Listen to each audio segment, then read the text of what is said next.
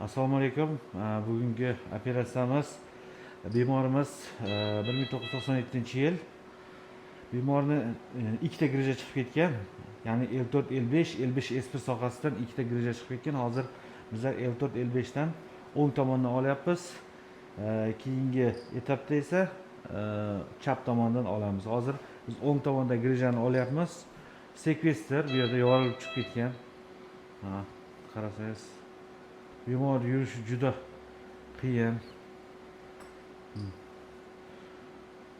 Juda qiyin. Bemor yura olmaydi. Mana shu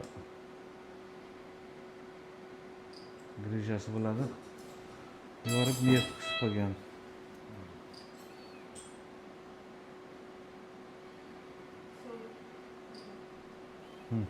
Bu bir bo'lagi.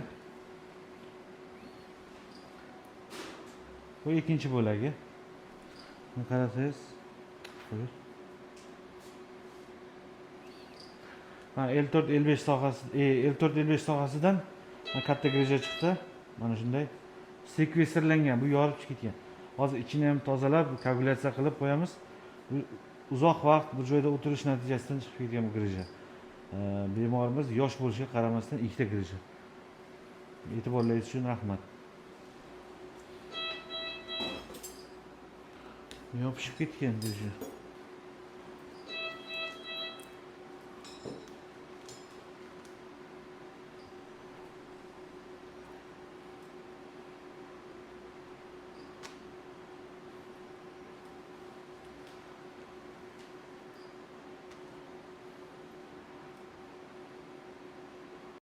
Mana bemorimizda L4 L5 L5 S1 sohasidan olib tashladik. Ya'ni ikkita 4 ta port bo'ladi, 4 ta teshik bo'ladi. Bu biportalli uzlar. Mana bu L4 L5, mana bu L5 S1 sohasi.